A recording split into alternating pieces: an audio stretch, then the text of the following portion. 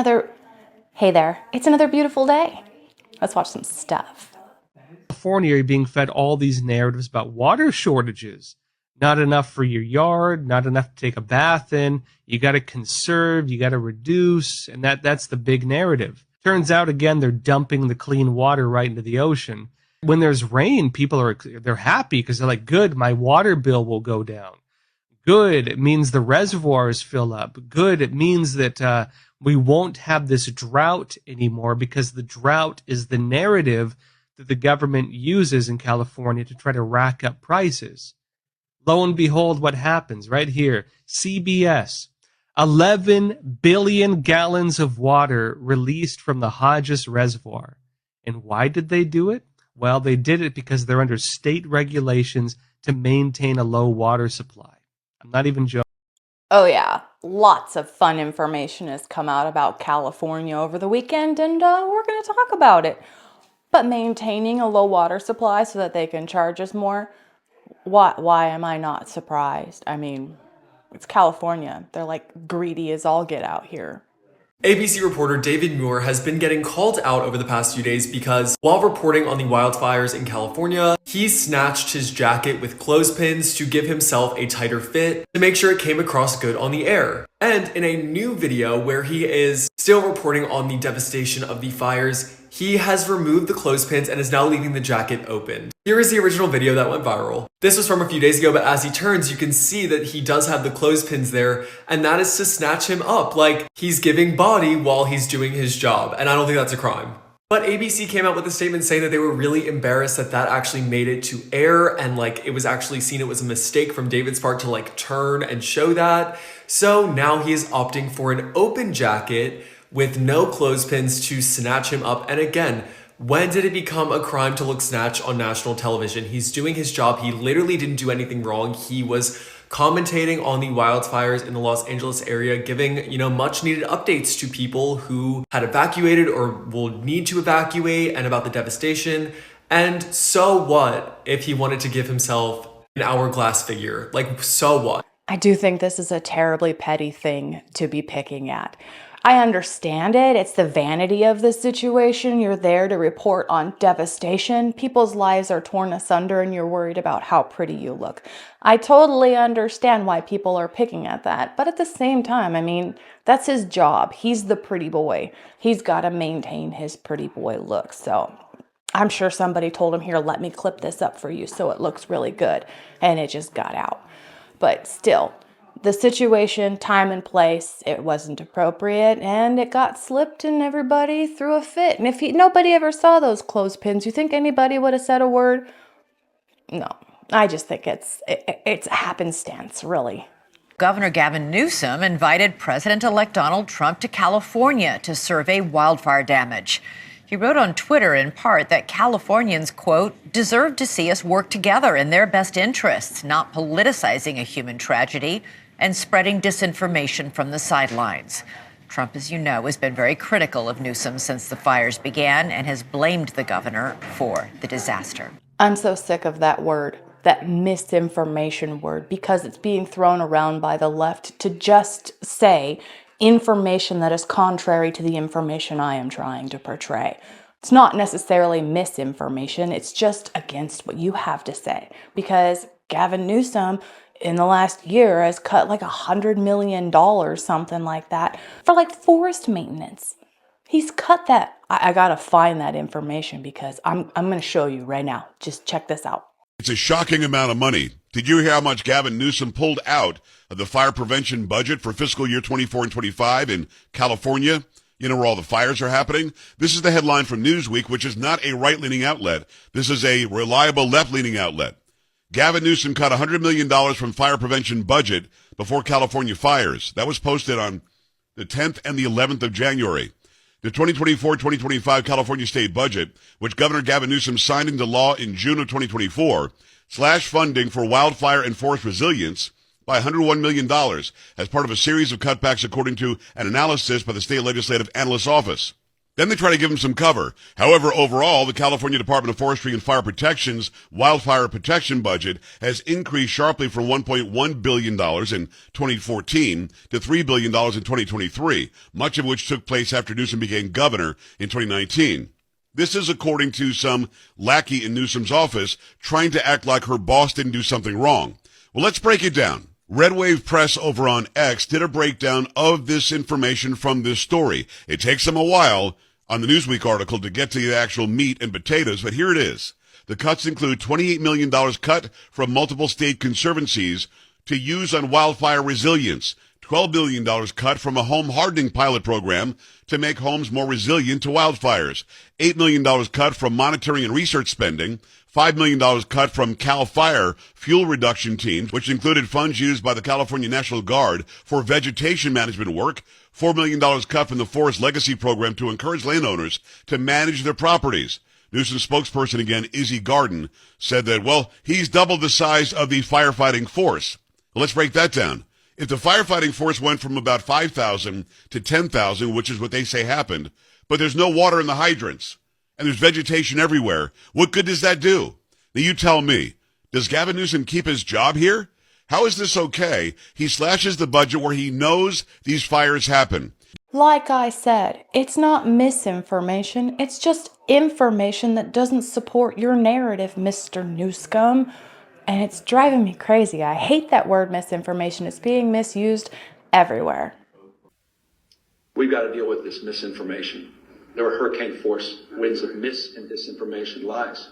People want to divide this country, and we're going to have to address that as well. And it breaks my heart as people are suffering and struggling that we're up against those hurricane forces as well. And that's just a point of personal privilege that I share that with you because it infects real people that are out there, people I meet every single day, people the mayor's been meeting with, and they're having conversations that are not the typical conversations you'd have at this time. And you wonder where this stuff comes from. And it's very damaging as well. And there he is, Governor Gavin Newsom, with Mayor Bass on a video call with the White House, boo-hooing about all of this misinformation, which is gale force winds on him, trying to stifle his narrative. You messed up, dude. You messed up. And you can't call daddy to come and fix your boo-boos. You're just gonna have to suck it up. And when it's time to go, pack your damn bags. Well, I know they were messing with the water, letting reserves go for one reason or another. They've been doing that a while. California has a lot of problems that sort of baffle the mind as far as why they do things. And then in the events like this, you sort of look, well, is it on purpose? Which it's an insane thing to think. But one begins to ponder whether or not there is a purpose in mind. What could it be? I don't know. Do they want the state empty? I don't know. Now, when the whole thing happened in North Carolina, we all went pretty hard on, cloud seeding, and the government is causing this because of the lithium mines, right? Now, in California, that's prime real estate. And if those people are gone, a lot of money can be made in that particular area. Now, remember when I was talking about how I thought that maybe some big major developer would come in and throw in apartments or something like that? I learned something absolutely mind-blowing on Saturday, and check it out. I've noticed something a bit strange about these LA fires everyone's been tagging me at. The first weird thing that I noticed is that insurance companies dropped fire coverage 3 months before the fires started. And many people have reported electrical wires from the power grid causing these fires. And of course, the water supply has been cut off. And don't you think it's a bit weird in this picture that all of the trees stay standing but the houses aren't? Of course, this is for educational purposes only, and I'm not claiming anything. And then we go to Google and type in 2028 Smart LA City. What a coincidence they want to build a smart city in LA. And of course, it's a lot easier to build a whole city if there's no buildings there? Of course, this is just for educational purposes only, and I hope everyone is safe over there. Thank you. I didn't even think about that. That is incredible. What if that was the plan all along? Because all of these little things are kind of falling into place, and then boom, smart city. I mean, how many people are actually going to rebuild their homes? I mean, I guess yesterday Newsom said they're cutting the red tape because California is well known for extensive amounts of red tape when it comes to permits and buildings and all that crap and price gouging. But Governor Newsom's like, nope, we're not going to let you do that. We're going to let them build back as quickly as they can, even though all of the insurance claims are non-existent. So it's going to be interesting to see where this goes. Deputy Mayor for Los Angeles, Brian Williams, is under investigation. Yeah. The mayor, Miss Batts, she hired him. Yeah, he's under investigation. Oh, it's all going to come out. Remember, the fires are over here.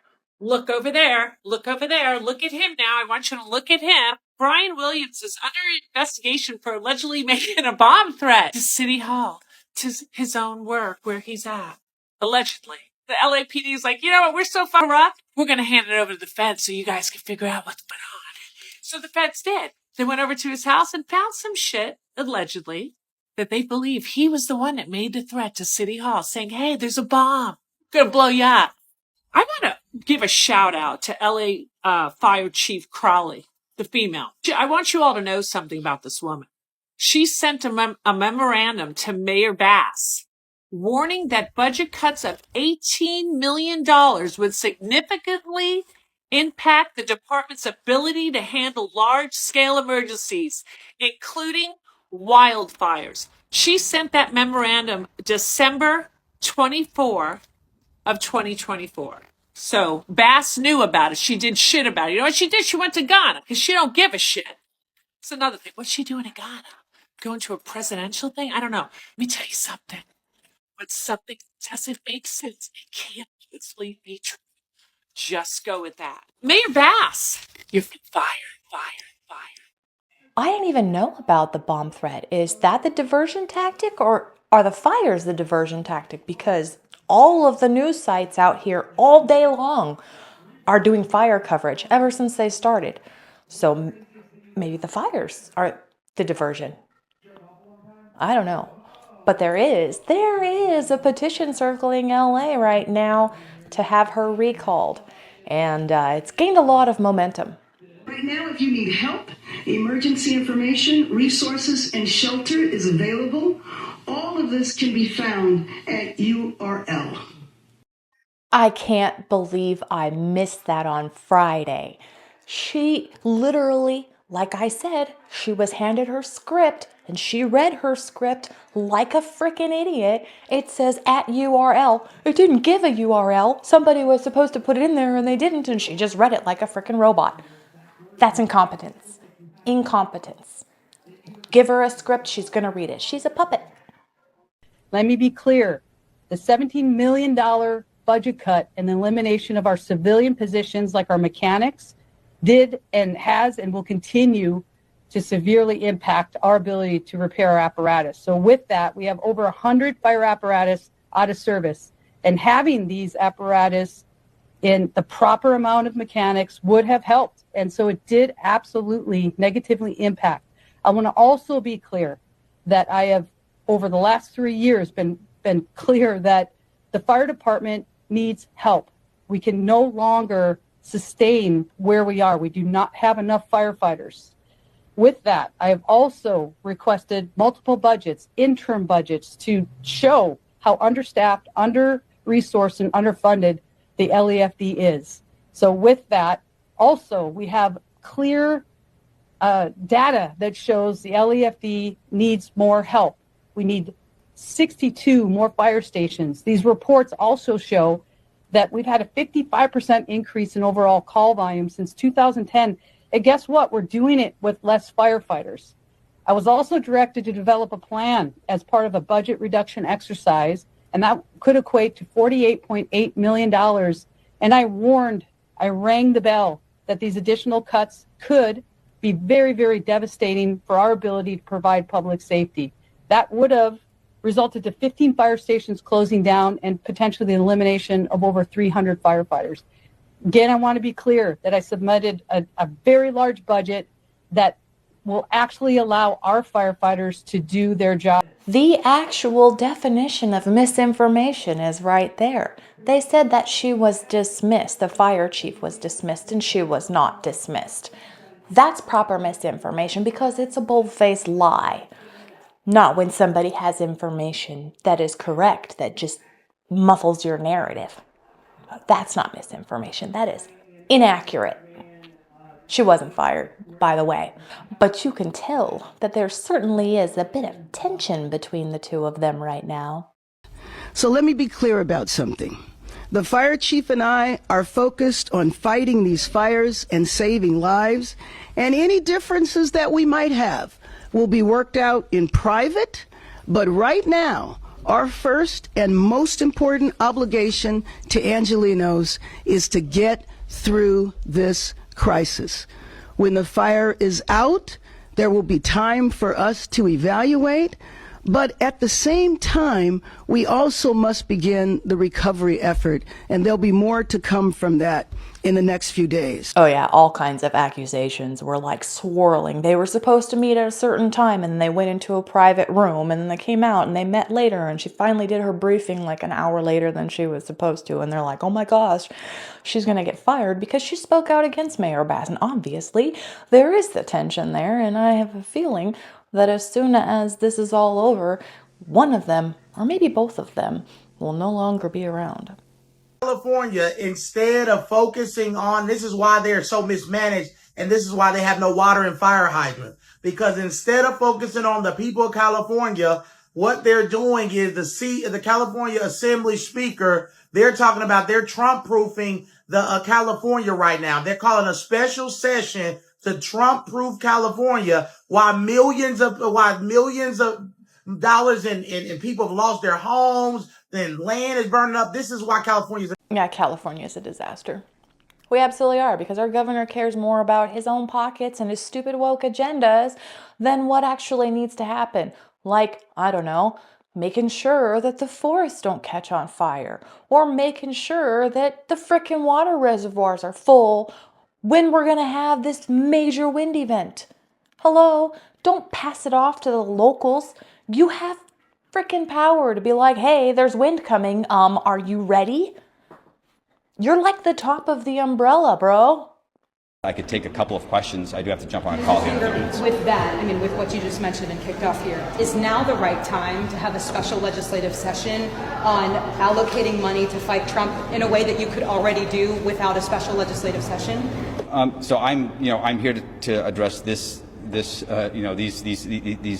wildfires. This is a historic wildfire. This is a historic event. These wildfires, as I mentioned, are going to be quite possibly some of the worst wildfires and disasters in state and in national history. While this wildfire is happening, and while people are trying to understand what's going on and are worried about disaster relief, worried about the ability to get homeowners insurance, your chamber gavelled into a special legislative session to prepare for Donald Trump in a way that you are already able to do without a special legislative session. So again, is now the right time for that?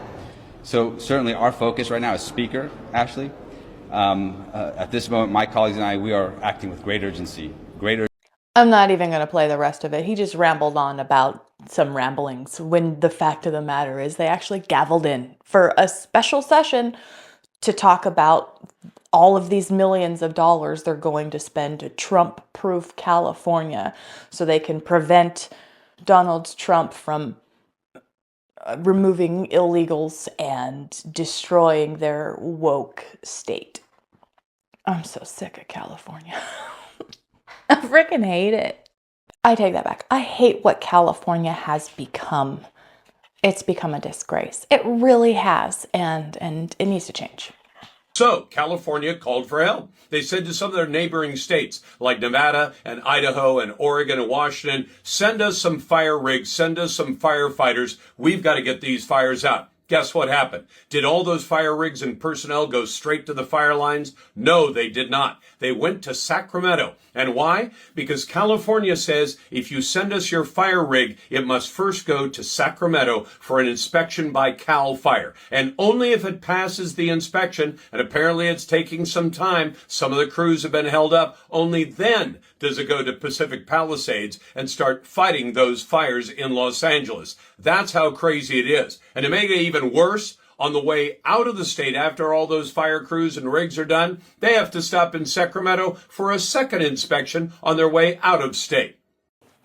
That's a lie. That's not actually happening. Someone had tweeted that like 60 engines from Oregon had got stopped in Sacramento for this stupid inspection, which is not actually happening, and people just ran with it. And then the tweet got deleted once it was already spreading like wildfire. But that's not what's happening. I mean, hell, we got firefighters from Mexico up here helping out, and they didn't have to go to Sacramento for any kind of inspection. We're good. It's not happening. A lie. The California Fair Plan and Governor Newsom. Fact, State Farm announced last year they would non-renew 30,000 policies in what they called, ready for this, wildfire risk areas. And you're thinking middle of nowhere, Big Bear, up in the forest. Nope. Guess what? They non-renewed. Here's the stat, Pat. State Farm non-renewed 69% of the policies it had in Pacific Palisades. Data point this morning confirmed. State Farm said last year, we're non-renewing 69% of the homes we insure currently today in Palisades. Why? Long-term brush risk and poor management of the common area. You can't blame them. No, I'm not blaming them. I know you're not, but what I'm saying is you cannot blame. The business has to make profits, and when the regulators make their life a living hell and make them look bad, what do you want us to do, take a loss every year? Well, correct. Now I'm going to the punchline. Why did they do that? Because the county of L.A. and the city of L.A. had suspended brush removal in Palisades. This comes down to the county. Are you joking? Yeah, you can find it. You can find it was suspended here. Casual brush removal suspended here. Limited brush removal suspended here. This is all going to come out. Now, I knew that State Farm was withdrawing out of California because they canceled our commercial coverage for my business. But I didn't know that that's why they pulled all of the fire damage, because the state was not keeping up with brush removal. The state was putting them in a position to insure all of these homes that were not being required to prevent the fires. I mean, that kind of goes hand in hand. So that makes a lot of sense. I'm not mad at State Farm for that. I understand. But again, it seems like this was a plan. Like they knew State Farm would withdraw if they stopped the funding for these particular events. And then if this sweeping fire happened to run through and clear out that area of land, I mean, it does seem a little set up, doesn't it? And as a resident of California and a conspiracy theorist, I kind of like it. I mean, I don't like it because it's terrible, it's bad, it's evil, but at the same time, my brain's like, yeah. So let's get this straight. State Farm pulled a lot of insurance for these fire victims in the Palisades, no longer giving them money.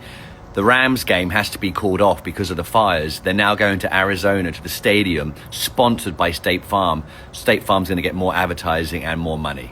You couldn't make this shit up. Well, that sure is an interesting turn of events, isn't it? So you're telling me that Hawaii received roughly $2 billion for disaster recovery after the fires. North Carolina, after the floods, supposedly received roughly $2 billion for disaster recovery. And now we have LA with Joe pledging 100% rebuild costs, just like he did with North Carolina. He even said with North Carolina, I'm here to say the United States, the nation, has your back.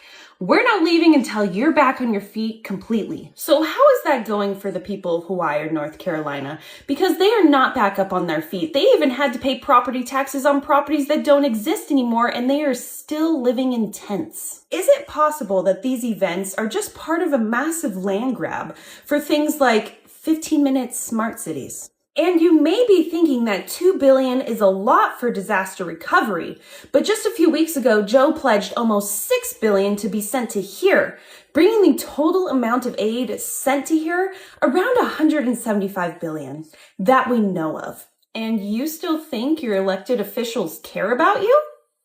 Okay. It's sad to say, but I really think they're just waiting for the folks in North Carolina to just give up and vacate and sell their property so that they can put in their giant lithium mine. And who knows what they're trying to do here in LA. It would be an ideal spot for a 15-minute city. And that is a crazy rabbit hole that I can't believe I didn't go down. Oh, man. So we're supposed to believe that these wildfires in LA erupted at 3 different locations simultaneously with no intention whatsoever. And we're supposed to believe that even though the LAPD caught an arsonist red-handed committing arson in LA, that the arsonists that are doing this are just doing so for funsies and have no vested interest in the billions of dollars of territory and infrastructure that they're actually burning down. We're supposed to believe that even though Gavin Newsom cut the water supply to LA, the mayor cut the funding to the fire department, and the insurance companies insuring the homes in these exact locations cut the fire protection just months before this happened, all simultaneously, and there's no correlation whatsoever. And we're supposed to believe that the trillion-dollar corporations and the World Economic Forum that has publicly stated they wanted to turn LA into a smart city by 2030 has absolutely nothing to do with what is happening there today. Got it. It certainly is interesting how all of these events are lining up, and then something catastrophic like this happens. I want to believe that that's not what's going on, but it feels like it. It really does. I'm getting those vibes, but we gotta wait and see. On that note, I'm calling it for today. Thank you so much for sharing your time with me. Please come on back in a couple days. We're gonna watch some new stuff. I'll say different things, and it's gonna be fantastic. Until then, have a wonderful day.